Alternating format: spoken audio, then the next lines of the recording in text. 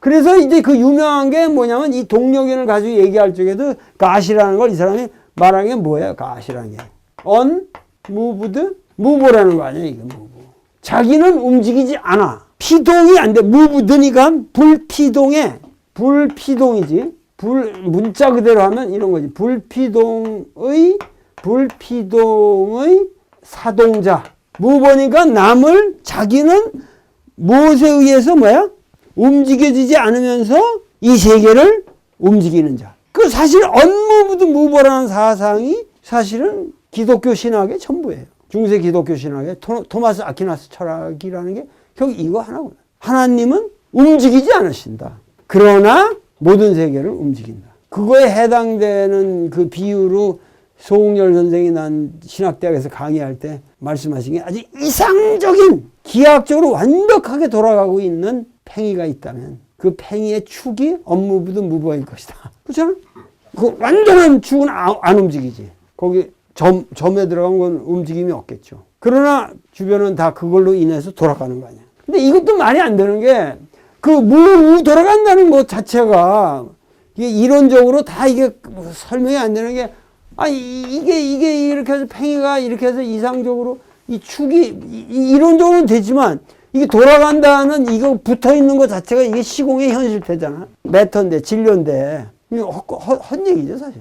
이 팽이 축과 이것이 돌아가고 있는 세계가 하나로 접합될 수가 없는 거지. 거긴 벌써 사고의 단절이 있는데. 그러니까 이런 것들이 유치한 건데 아무도 서양 철학 강의하면서 언무브드 무보라는 것 자체가 말이 안 되는 건데도 이거 비판을 하는 놈 없단 말이야. 그냥 왜? 아리스토텔레스 형님이 말씀하셨으니까. 아리스토텔레스 철학의 권위는 막강한 거죠.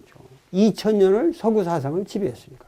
그러니까 서구인들은 모든 사유가 목적론적이라는 거지. 그게 결국은 진화론까지 온 거지. 근세 진화론까지 왔는데, 그러니까 굴드 같은 사람들하고 이게 논의가 되는 거고, 오늘 도킨슨 이런 사람도 얘기하는 게 진화는 인정하지만 하나님이 인정할 수 없다. 그 진화라는 게 그렇게 된 거지만 그게 아리스토텔레스적인 게 아니다라는 얘기거든. 굴드도 그게 뭐 얘기 되지만 그렇게 리니어한 진화가 아니다. 우연적으로 그렇게 해서 벅벅벅벅 뛰는 거다. 이렇게 벅벅벅 그냥 뛰는 거지 뭐 쫙 이렇게 리니어하게 직선적으로 그런 생물의 진화는 없다 이거예요.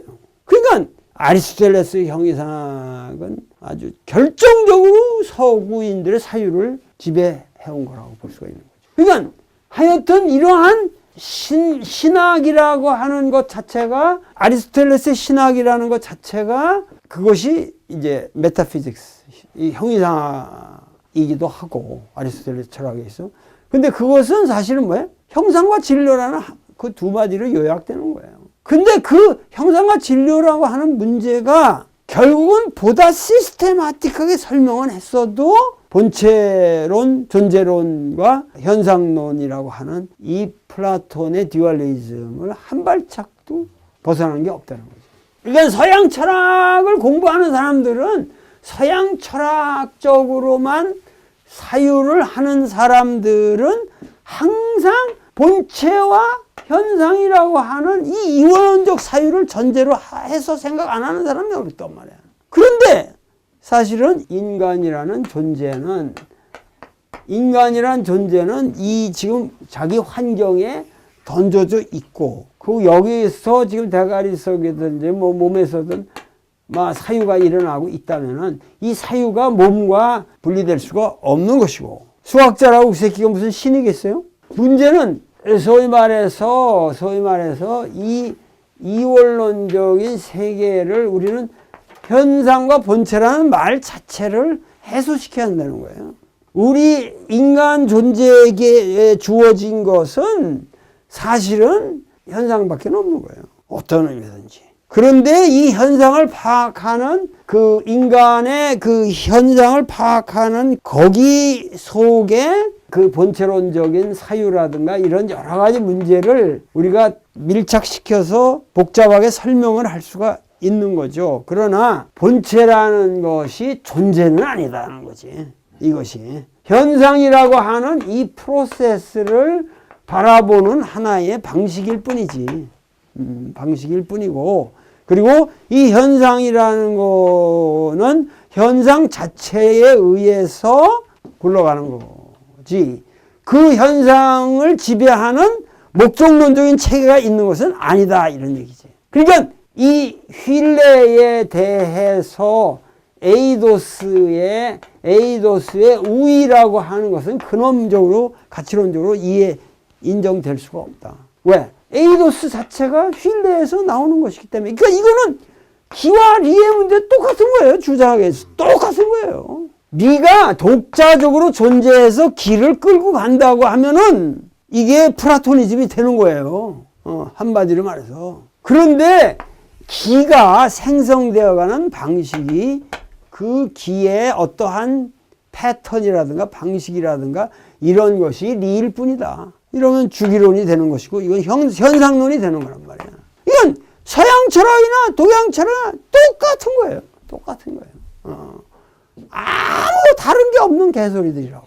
그런데 이 기의 문제도 뭐예요? 우리 동양 철학에는 없었던 것이죠. 이것은 송대나 생겨난, 송나라 때나 생겨난 새로운 개념. 이 송대 세계는 이건 불교를 통해서 들어온 거란 말이에요. 불교라는 건 뭐냐? 이거는 아리스토텔레스 철학이 들어온 거라는 거예요. 불교적인 사유라는 것은 이미 저쪽의 히랍적 사유하고 그 맥을 같이 하는 산스크리트 언어 체계이기 때문에. 그러니까는 뭐냐면은 이 동서 철학이라는 게 이게 알고 보면 이게 무서운 것이다 이 말이에요. 아리스토텔레스 철학의 요체가 결국은 이 form and matter, 형상과 진료의 이러한 목적론적인 하이어라키, 하나의 그 위계질서, 목적론적 위계질서를 가지고 얘기하는데 그 목적론적 위계질서라는 건 결국은 뭐야? 갓을 전제로 해야 되는 거란 말이지. 그렇게 되면 갓이라는 거는 뭐야? 그게 존재론이 되는 거야. 그럼 이 존재론에 또 다시 허구로 들어가는 것이죠. 그렇기 때문에 서양 철학은 결국은 뭐냐? 헤라크레이토스는 존재하지 않는다. 오로지 파르메니데스만 존재한다. 이런 얘기가 되는 거예요. 결국은 파르메니데스의 존재론을 가지고 결국은 그 우위에서 헤라크레이토스를 얘기하기 때문에 진정한 헤라크레이토스는 드러날 기회가 없었다는 거죠. 2, 3천 동안 헤라크레이토스는 살아 숨쉬지 못했다. 파르메니데스의 존재론에 묵살되었다. 이렇게 보시면 정확하다. 한마디로 얘기해서 정말 철학사가 좆도 아니다 그거지. 평생을 공부해본 이 노철학자의 입장에서 볼 때 우리는 지금 철학을 말하는 게 아니라 반철학을 얘기해야 된다. 어떻게 이 철학적 사유에서 우리가 벗어나느냐. 철학적 사유에서 벗어나는 것만이 진정한 철학적 사유다.